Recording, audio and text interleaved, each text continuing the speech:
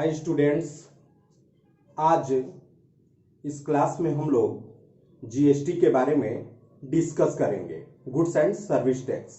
इस पे हम लोग न्यूमेरिकल सॉल्व कर रहे थे और प्रीवियस क्लास में आपको मैं क्वेश्चन नंबर फर्स्ट सॉल्व करा रहा था। उसी के सीक्वेंस में आगे हम लोग क्वेश्चन को सॉल्व करेंगे। प्रीवियस वीडियो में हम लोगों ने गुड्स एंड सर्विस टैक्स के बारे में क्वेश्चन नंबर फर्स्ट का दो ट्रांजेक्शंस जो आपका 2018 मार्च 4 को था, purchase goods for ₹5 lakh from Mehta brothers, इसको हम लोगों ने देख लिया था। और मार्च 10 को था goods sold for 8 lakh to Munjal and company, इस पे भी हम लोग डिस्कस कर चुके थे। क्लियर? आज इस क्लास में हम लोग मार्च 15, मार्च 18, मार्च 25 एंड मार्च 31 का जो जर्नल एंट्री रिकॉर्ड करने के लिए ट्रांजैक्शंस दिया हुआ है उसका जर्नल एंट्री रिकॉर्ड करेंगे। ओके, हमारा चैप्टर चल रहा था chapter number 10 goods and service tax GST. इसमें हम लोग क्वेश्चन नंबर फर्स्ट का दो ट्रांजैक्शंस का रिकॉर्ड मेंटेन कर चुके थे। अब आगे हम लोग इसका रिकॉर्ड मेंटेन कर रहे हैं। ओके, चलिए आज की क्लास में इसके आगे हम लोग कंटिन्यू करते हैं। Okay, start. Entry number 3 on March 15। आप जरा देखेंगे इस क्वेश्चन में, paid for advertisement ₹40,000 by cheque. Cheque से एडवर्टाइजमेंट का पेमेंट हो रहा है। एडवर्टाइजमेंट विज्ञापन प्रचार करा रहे हैं तो आपका खर्चा होगा, खर्चे को डेबिट होगा। और मैंने अभी बोला था कि खर्चे के साथ आप इनपुट सी जीएसटी और एस जीएसटी को भी करेंगे। अगर खर्च डेबिट होगा मींस एक्सपेंस डेबिट होगा तो ये भी आपका डेबिट होगा। तो आप लिखेंगे advertisement expense account debit, input C GST account debit, input S GST account debit to bank account. चूंकि आपके पास से चेक जा रहा है तो जब चेक जाता है तो उसको क्या मानते हैं? बैंक। तो आप टू बैंक अकाउंट लिखेंगे और इसका अमाउंट 40,000 दिया हुआ है। 40,000 रुपए का 9% आप निकालेंगे तो 3,600 रुपए आपका सीजीएसटी आया और उतना ही 3,600 एसजीएसटी भी आया। नरेशन आप लिख सकते हैं जो आपके बुक में दिया हुआ है, paid for advertisement ₹40,000 by cheque with CGST and SGST at the rate of 9%। Clear? आप यहाँ पे नरेशन लिख सकते हैं। तो अमाउंट हो गया 40,000 आपका एडवर्टाइजमेंट का हो गया, 3,600 for CGST and 3,600 for SGST. Total आप कर लेंगे तो 47,200 होगा। नेक्स्ट एंट्री देखते हैं। फर्नीचर परचेज हो रहा है। जरा आप देखेंगे मार्च 18 को purchase furniture for office use ₹50,000 and payment made by cheque. जब हम लोग फर्नीचर को खरीदेंगे तो आपके पास फर्नीचर आएगा, जो आता है उसे हम लोग डेबिट करते हैं तो फर्नीचर अकाउंट डेबिट होगा।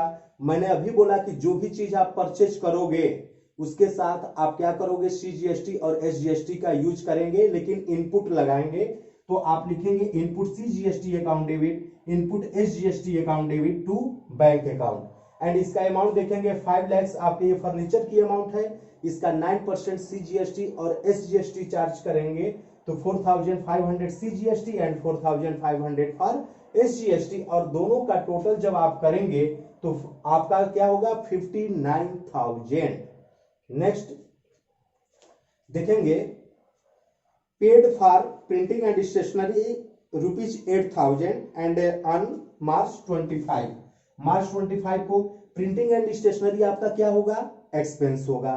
और एक्सपेंस को आप जानते हैं क्या किया जाएगा? डेबिट। तो printing and stationery account debit. मैंने अभी आपको बताया कि एक्सपेंस के साथ आप सीजीएसटी और एसजीएसटी का यूज करेंगे, लेकिन इनपुट लगाएंगे। क्लियर?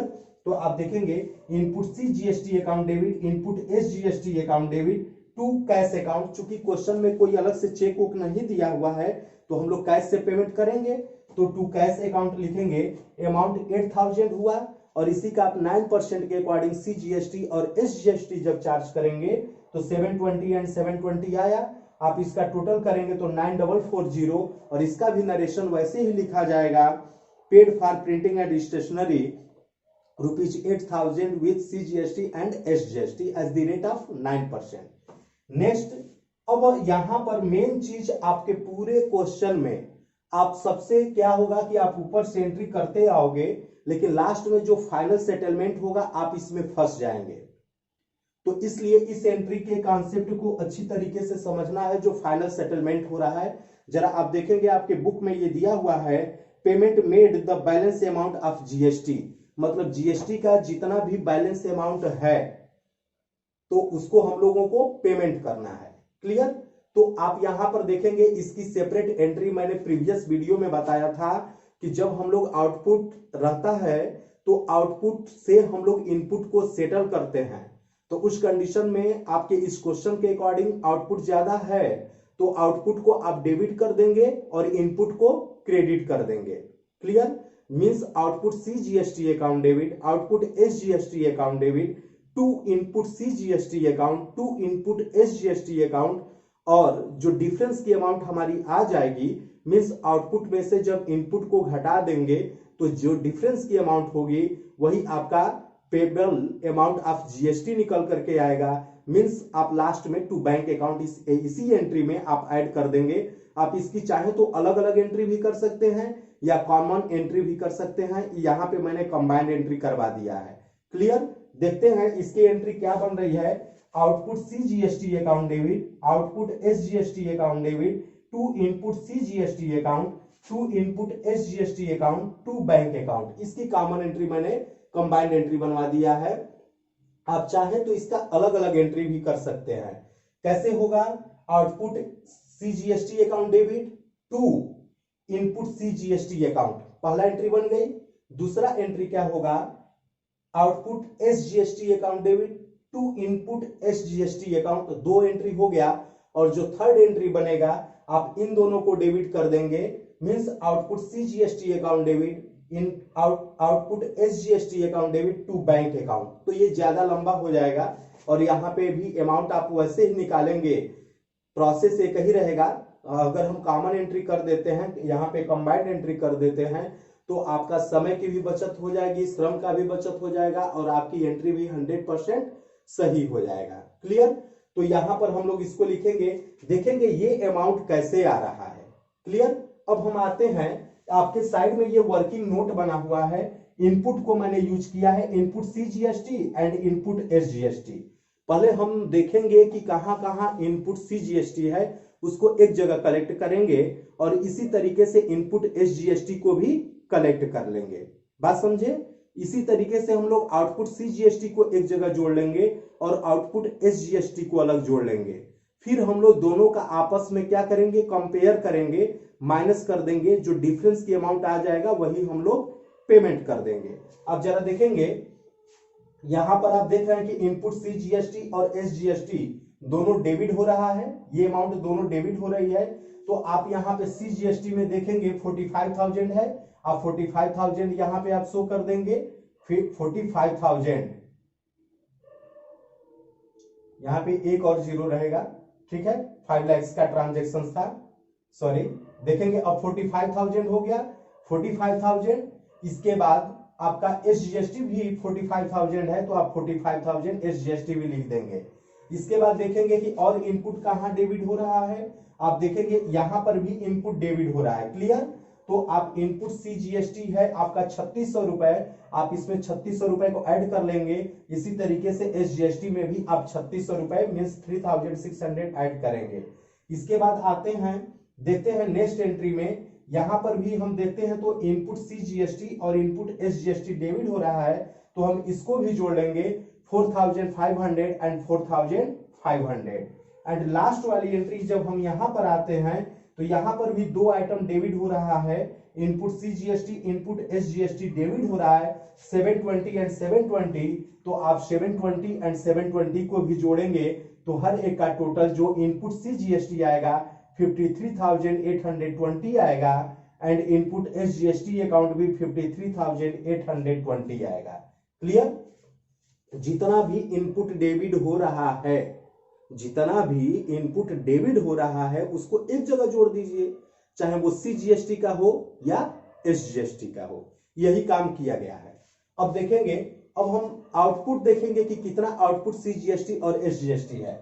इस क्वेश्चन में देखिए आउटपुट यहां पर देखेंगे तो 72,000 एंड 72,000 दो दिया हुआ है, तो आप आउटपुट सीजीएसटी और आउटपुट एसजीएसटी निकालेंगे। देखिए 72,000 और ये भी आपका 72,000 है। और देखिए कहीं भी आपको आउटपुट नहीं दिख रहा है। अब मेरे भाई मैंने बोला कि आउटपुट में से इनपुट को माइनस कर देंगे, तो आप जरा देखेंगे नेट पेबल अमाउंट कैसे निकलेगा। सीजीएसटी का पहले हम निकालें तो सीजीएसटी का टोटल आउटपुट था 72,000, आउटपुट सीजीएसटी क्या था 72,000, और देखोगे इनपुट सीजीएसटी क्या था 53,800, 53,820, डिफरेंस की अमाउंट 18,180 रुपए आ गया, 18,180। इसी तरीके से आप इनपुट, अब ये हम क्या करेंगे, अब एसजीएसटी का निकालेंगे। आउटपुट एसजीएसटी की अमाउंट आप देखेंगे तो आउटपुट एसजीएसटी की अमाउंट आपका दिया हुआ है 72,000। देखिए अभी हम लोगों ने ये देखा कि 72,000 ये अमाउंट है, वही 72,000 हमने लिखा, और इसके बाद आप देखेंगे कि इनपुट एसजीएसटी कितना है 53,820, 53,820 को माइनस कर देंगे तो डिफरेंस की अमाउंट 18,180 मींस 18,180। इतना ही अमाउंट 18,180 ये सीजीएसटी का भी है और एसजीएसटी का भी है, माइनस डिफरेंस की अमाउंट है। अब आप दोनों को जोड़ देंगे और दोनों को जोड़ने पर आपका 18,180 प्लस 18,180 इज इक्वल टू 36,360। ये दोनों का टोटल आया, इसको हम लोग बैंक से पेमेंट करेंगे। क्लियर। अब हम देखते हैं इसकी एंट्री आपको अभी ये बता दी गई थी, अमाउंट आप कैसे फिलअप करेंगे। आउटपुट सीजीएसटी अभी आपको बताया कि ये 72,000 ये दिया हुआ है, तो आप 72,000 लिखेंगे। अभी मैंने आपको बोला था कि इनपुट की अमाउंट 53,820 है, 53,820 आप दोनों को ये क्रेडिट में कर देंगे। आपको पता है अकाउंटिंग का कॉन्सेप्ट होता है कि डेबिट इक्वल टू क्रेडिट, तो आप इसका टोटल कर लेंगे तो 1,44,000 हो गया। इसमें से आप इन दोनों को माइनस कर देंगे 53,820 एंड 53,820 को जब माइनस कर देंगे तो डिफरेंस की अमाउंट 36,360 आएगा, 36,360। ये आपका टोटल पेबल अमाउंट हो गया। मतलब आप यहाँ पे दोनों को डेबिट करेंगे 72,000 रुपए से, यहाँ पर शुरू में आप दो क्रेडिट करेंगे 53,820 और लास्ट में इसके टोटल में से डेबिट में से क्रेडिट को हटा देंगे तो डिफरेंस की अमाउंट 36,360 आया। आप इसी को बैंक से पेमेंट कर देंगे टू बैंक अकाउंट। एंट्री हम लोग ऑलरेडी पहले से ही लिख चुके हैं। हमको उम्मीद है कि ये वीडियो आपको पसंद आया होगा। आप जरूर इसका लाइक ठोकिए, ठोको लाइक ठोको, और आप इसको जरूर सब्सक्राइब करिए और शेयर करिए। Okay, thank you. प्लीज आप इसका स्क्रीनशॉट ले लीजिए। Again thank you.